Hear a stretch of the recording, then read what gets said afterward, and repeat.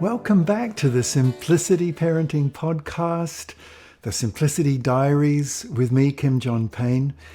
This week a question came in about the stimulation that we give to babies, and a question about is this crossing a line? Are we culturally overemphasizing this need for stimulation of babies, and essentially, are we giving them enough time to soothe and just to be?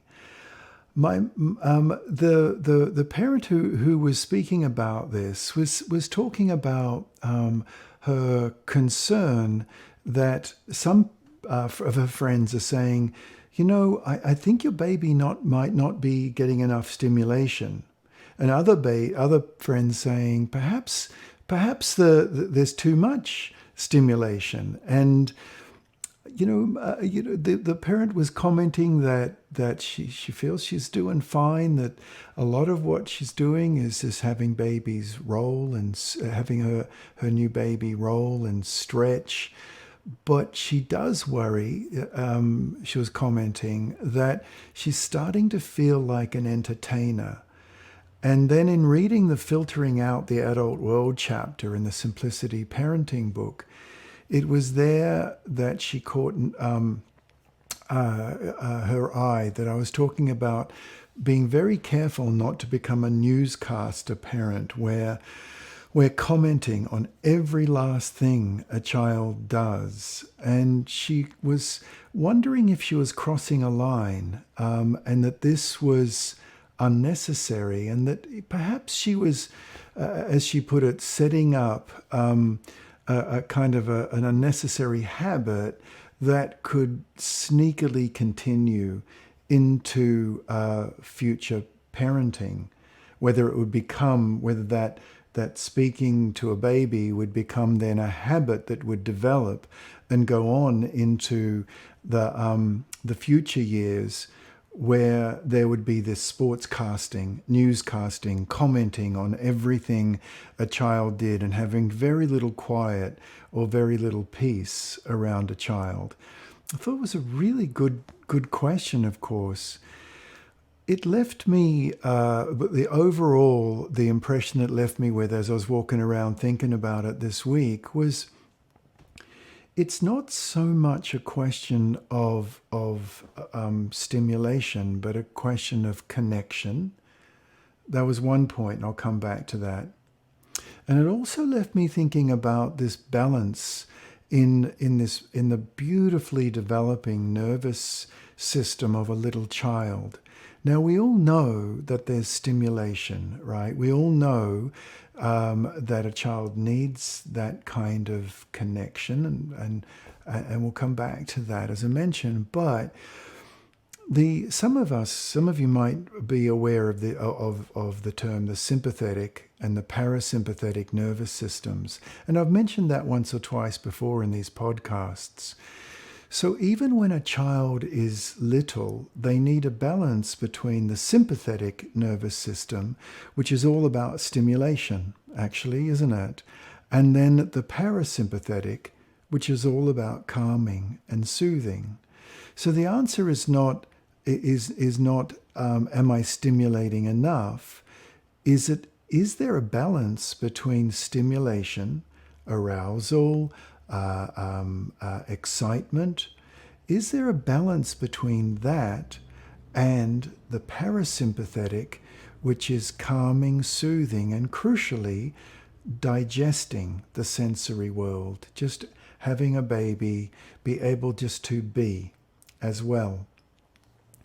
And so that balance is something absolutely, if you're a mum or a dad or a grandmother, grandfather, guardian of a very little one, it's this balance so that we aren't in this falling into this trap of feeling that we're edutainers, feeling like that we're always needing to stimulate.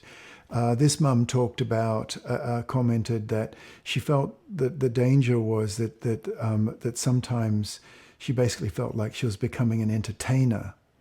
Another parent commented to me a little while ago that she felt she was an edutainer, education, entertainer, an edutainer.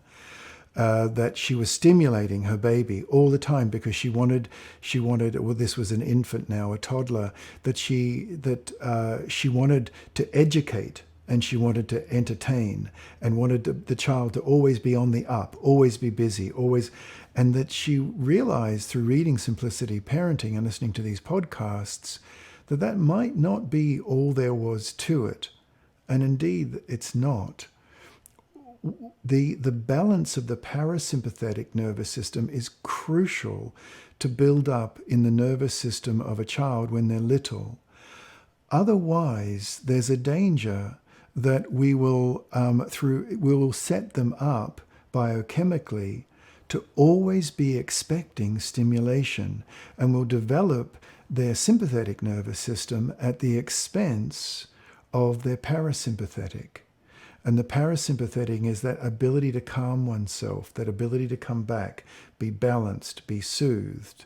Because if we set children off on a course in their lives that it's all about the sympathetic nervous system, it's all about adrenaline, cortisol, go, go, go, then we're actually setting a child up to always be bored. Always, coming to you saying, Mom, Dad, I'm bored. There's nothing to do. There's nothing to do. Because right from the early years, we've actually almost biochemically, forgive the term, but programmed them to be that way. And that's the part of them that they've had developed. And the other part that is digesting, the ability just to be with themselves, to, if they are bored and there's nothing to do, to be able to be okay with there's nothing to do at the moment and just sit within themselves until something comes up, which it always does, right? Because the sympathetic nervous system will be looking for something, and they'll walk around and they'll be ranging about and they'll find something. And then deep creative play, rather than always looking to go for the next thing, the next thing, the next thing. That's one major point.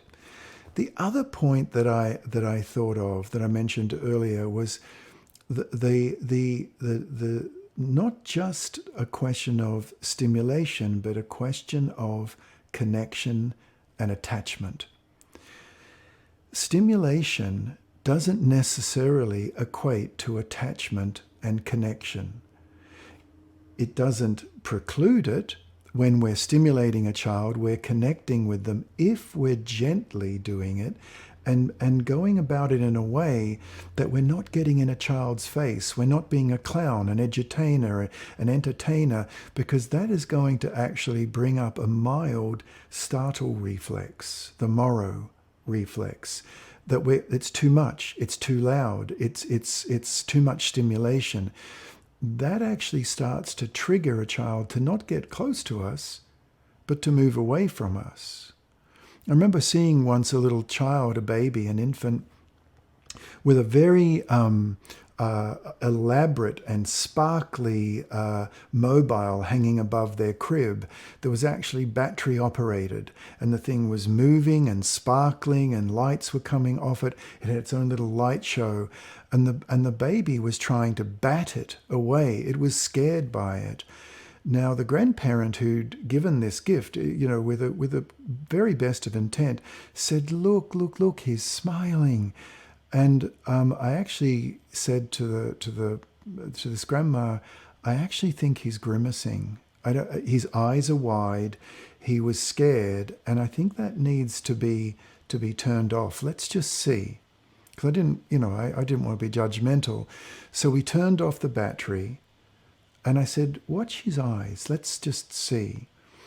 And his eyes softened. His body relaxed. His grandma then got in closer.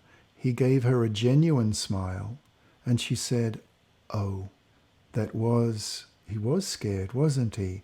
And I said, yeah, but it's hard because society is telling us that we've always got to be doing this. The connection, the genuine connection, can come through gentle stimulation, and it can come through that gentle calming. And both are done out of this font, out of this well of deep connection and attachment, and not done just in the name of stimulating a child. That is secondary to a deep, enduring connection whereby a child can actually open their heart to you. And as Erik Erikson said, the first questions an infant through their first year of life or so asks is, am I safe or am I not safe? Can I trust? Can I not trust? And when we focus more on connection and less on just the one-sided stimulation, then what we're doing is that we're developing that deep answer of yes for a baby. Yes, I am safe. Yes, I can trust this person. This person is warm, is kind, sees to my needs, and is not just continually for many hours a day talking and commenting on what I'm doing and stimulating me. Of course, there's that lovely little playing of all the this little piggy went to market games. Of course, there's the gentle rubbing of shoulders and tummy. Of course, but fewer words, more connection. And this balance will yield a child that has this resiliency within their nervous system, and they'll grow to be able to be resilient and malleable, and be able to, when the inevitable moments in life come up where they need just to center themselves, they'll have that deep imprint in the early years of that connection we make. Oh, good question, hey? And thank you for listening in this week, and I sure hope that was helpful. Bye-bye for now.